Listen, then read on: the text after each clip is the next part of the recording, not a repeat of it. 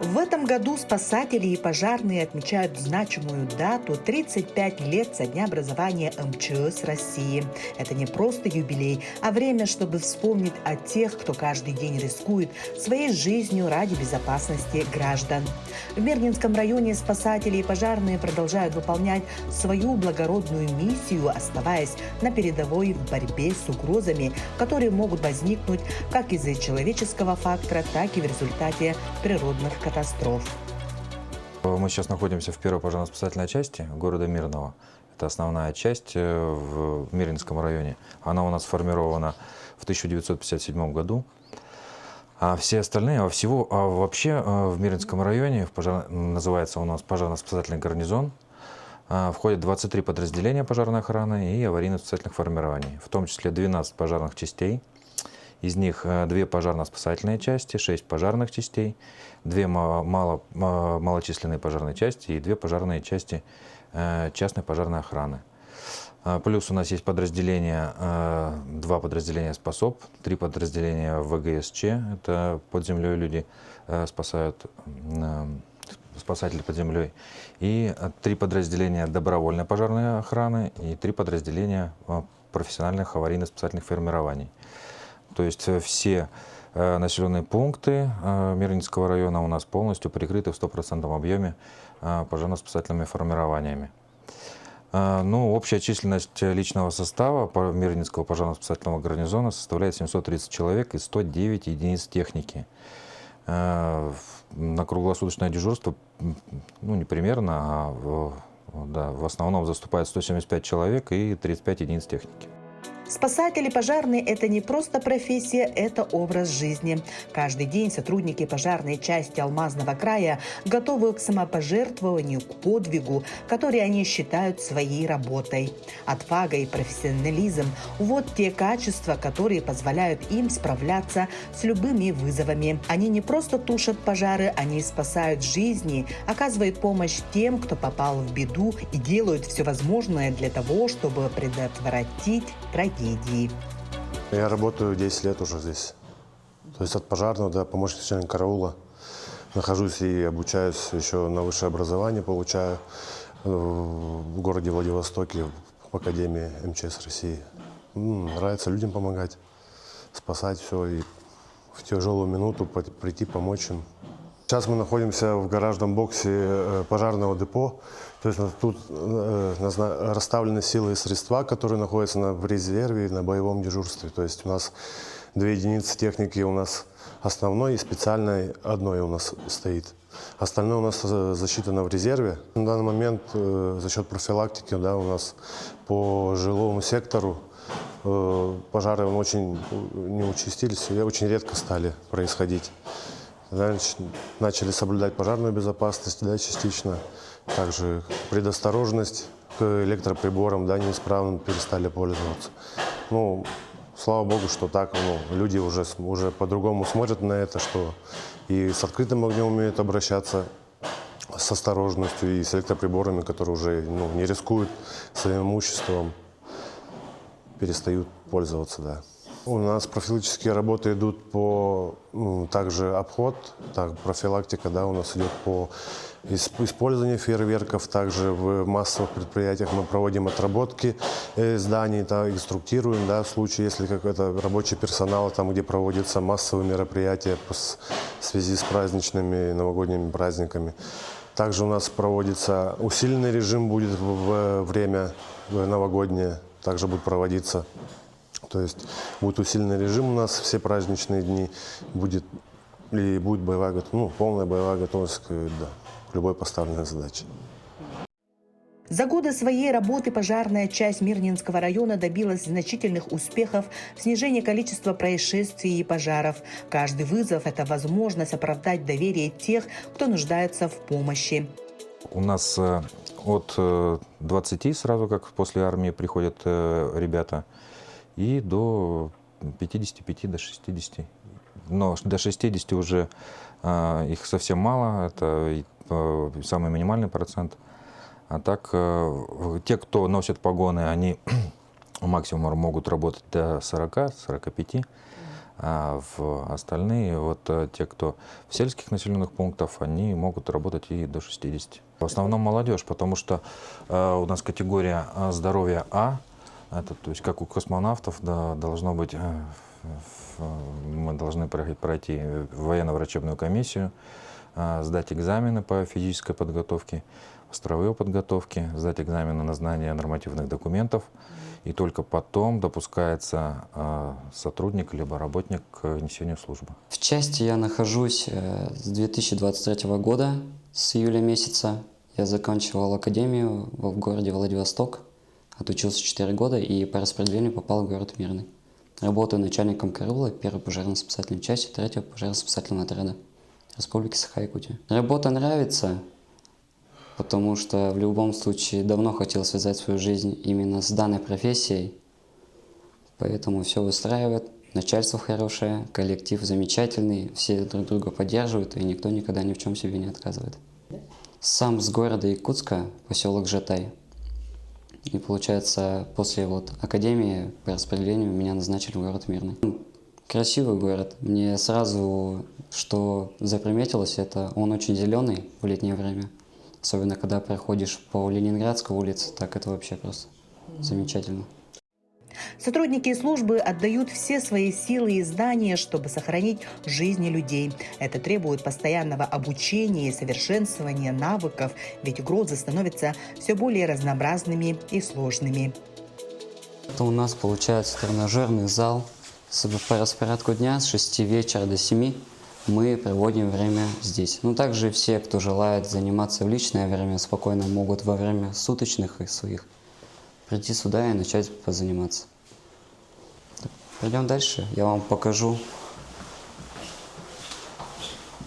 Это наши общие нормативы для каждой возрастной группы от 25 и до свыше 50 лет. То есть возрастная группа у нас идет от 1 до 7. Упражнения такие, как челночный бег, подъем по штурмовой лестнице, преодоление 100-метровой полосы с препятствиями, подтягивание на перекладине. Допустим, мне 23 года, и по моей возрастной группе номер 1 мне нужно подтягиваться 16 раз на оценку «отлично».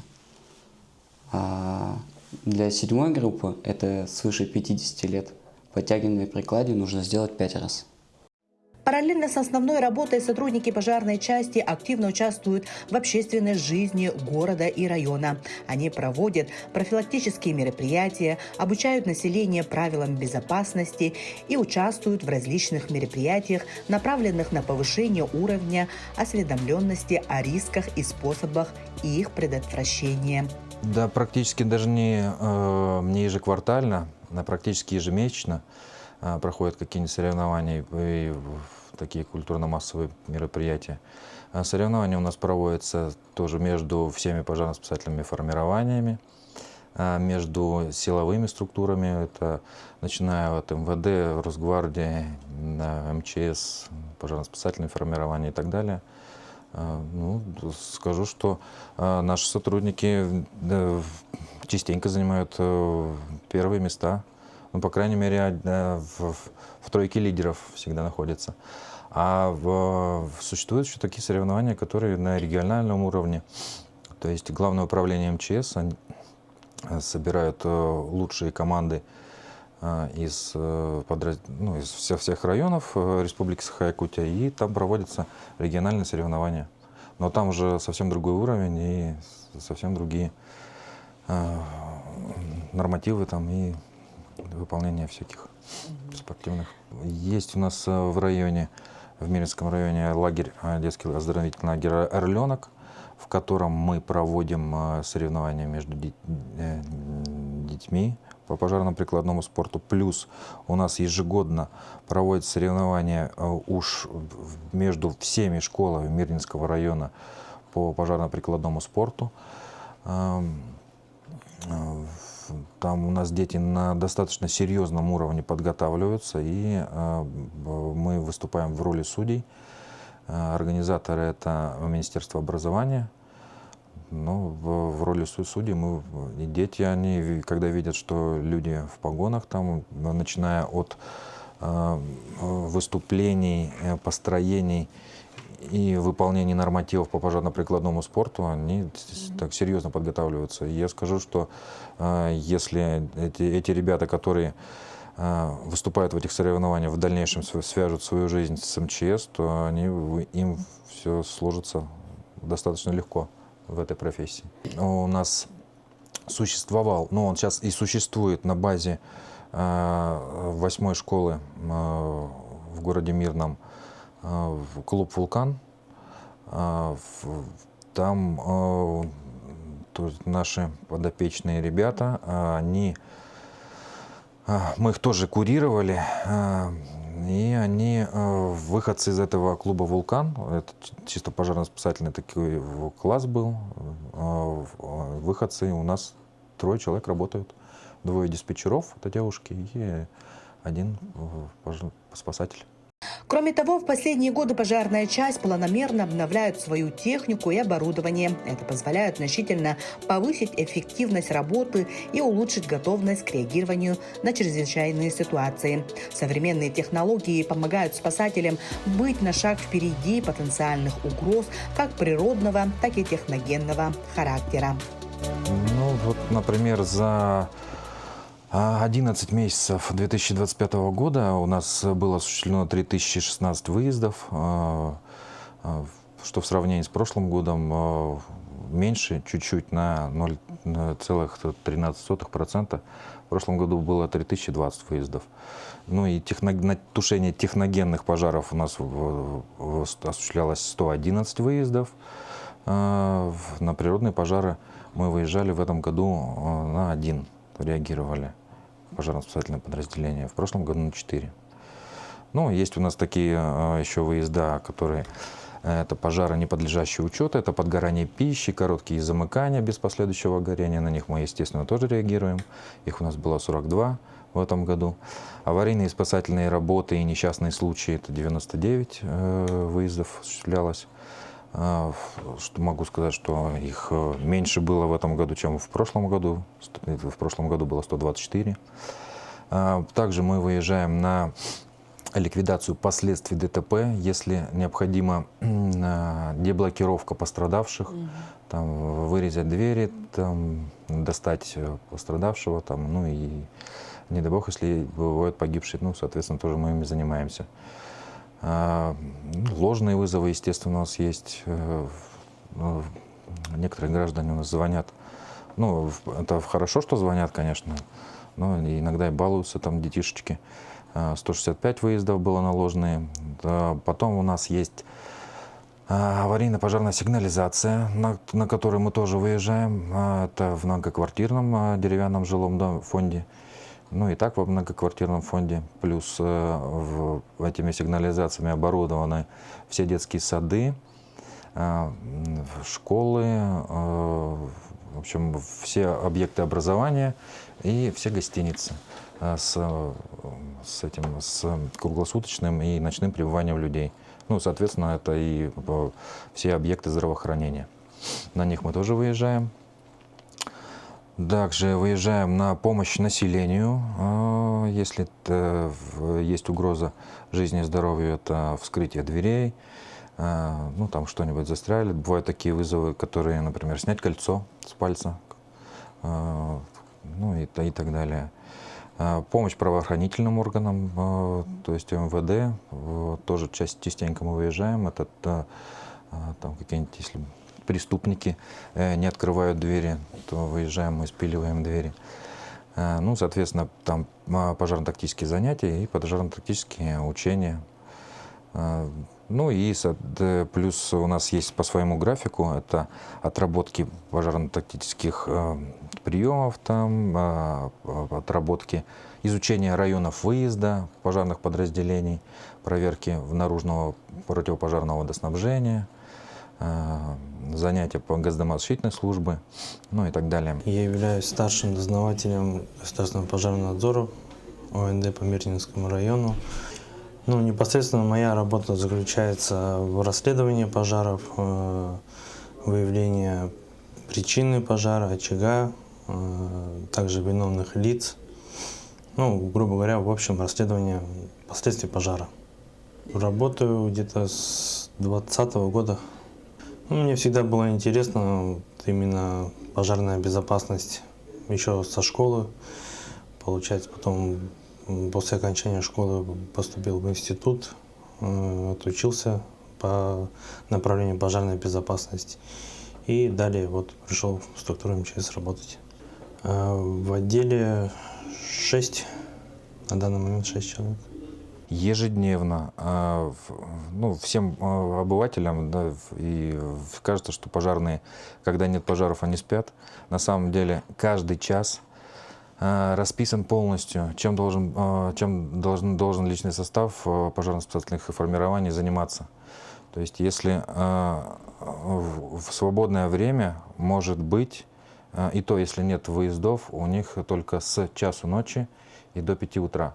Остальное все время они либо пишут, либо занимаются самоподготовкой, либо подготовкой теоретической, практической, тренировки всякие различные. Что касается пожарно-спасательных учений, то их у нас в гарнизоне, ну, в этом году было запланировано 8, и плюс 3 внеплановых проходило пожарно-тактических учений. Все они проходят на таких предприятиях, ну, или организациях, которые либо критически важные, либо потенциально опасные, либо с массовым пребыванием людей. Внеплановые учения мы проводим обычно в преддверии 1 сентября, то есть подготовка к новому учебному году, либо к пожароопасному периоду. Вот в этом году были большие масштабные комплексные учения, в которых принимали участие практически все пожарно-спасательные формирования Мирнинского района, и плюс силы и средства РСЧС. Ну, то есть начиная от администрации и заканчивая практически всеми основными предприятиями, которые могут быть задействованы в тушении и ликвидацию последствий лесных пожаров. В здании пожарной части также находится музей, где хранятся различные экспонаты, связанные с историей и работой службы. Здесь можно увидеть старинное оборудование, форму спасателей разных лет и фотографии, которые рассказывают о героических поступках сотрудников. Музей является важной частью культурной жизни части и служит напоминанием о том, как много сделано за годы существования службы. В музее мы храним и собираем исторические документы, связанные с развитием пожарной охраны в городе Мирном и в республике Саха-Якутия. Также у нас есть награды наших сотрудников, пожарно-тактическое вооружение, потом приборы связи, которые использовались в Советском Союзе. Вот. Также у нас дыхательные аппараты, практически все поколения касок пожарных, ремней, стволов. Вот, собираем историю, храним ее, передаем от более старших сотрудников к младшим. У нас форменное обмундирование. Вот, это у нас как выглядели сотрудники государственного пожарного надзора. Это уже более современные боевки, боевая одежда пожарных. Это вот в советское время начальники караулов выглядели так, что в плащах, в сапогах. Кроме того, в пожарной части предусмотрена комната психолога, где работники после тяжелой службы могут пройти психологическую разгрузку. Понимание важности психоэмоционального состояния спасателей позволяет поддерживать их моральное здоровье и готовность к выполнению служебных обязанностей. В этой комнате сотрудники могут обсудить свои переживания и получить необходимую поддержку, что очень важно в их профессии. Данная комната оборудована для сотрудников нашей организации. Они сюда могут приходить отдыхать. Также проводим мы здесь мониторинг, по которому после его работаю с нашими сотрудниками. То есть здесь у нас с вами есть именно расслабляющие для эмоционального состояния, для физического массажное кресло. Также у нас есть много еще другой аппаратуры, например, можно, да, показать?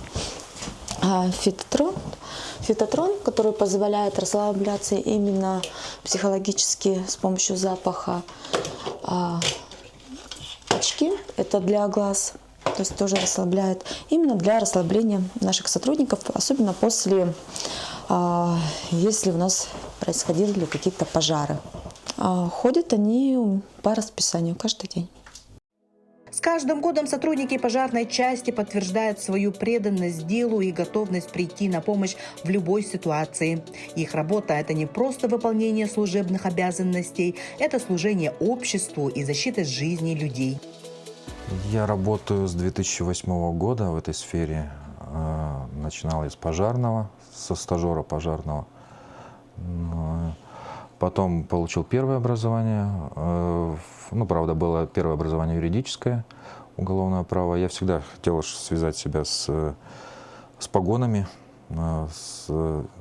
Потом пошла карьера в гору, так скажем. И получил второе еще образование. Защитил диссертацию магистерскую. Ну и вот до сих пор работаю. Выбрал профессию почему? Ну, потому что в детстве когда-то смотрел, как едут красные машины с мигалками. Хотелось попробовать. Ну и когда устроился в пожарно-спасательную часть, вот именно в первую, где мы сейчас находимся, после первого выезда на тушение пожаров, это была дача горела, почувствовал этот адреналин, когда ты заходишь в горящий дом, туда, где не может ни один человек зайти, ну и спасаешь каких-нибудь жизней, то у тебя вот это вот ощущение, оно непередаваемое, когда ты кого-то спас, и чувство самоудовлетворения появляется. Вот как-то так. Служба в пожарной охране требует не только физической силы и выносливости, но и высокой моральной устойчивости. Ведь спасателям часто приходится сталкиваться с трагедиями и человеческим горем. Каждый сотрудник имеет свою историю, свои переживания и свои победы. Они учатся не только спасать жизни, но и поддерживать друг друга, делясь опытом и помогая справляться с психологическими травмами, которые могут возникнуть после тяжелых выездов. В этот юбилейный год мы выражаем благодарность всем спасателям за их героизм, мужество и самоотверженность. Вы настоящие герои нашего времени. Ваши действия вдохновляют не только коллег, но и всех жителей Мирнинского района. Вы служите примером для подрастающего поколения, показывая, что настоящая сила заключается не только в физической мощи, но и способности проявлять сострадание, заботу о других и готовность прийти на помощь в самые трудные моменты. Ваша работа – это не просто профессия, это призвание, которое требует отваги, профессионализма и человечности.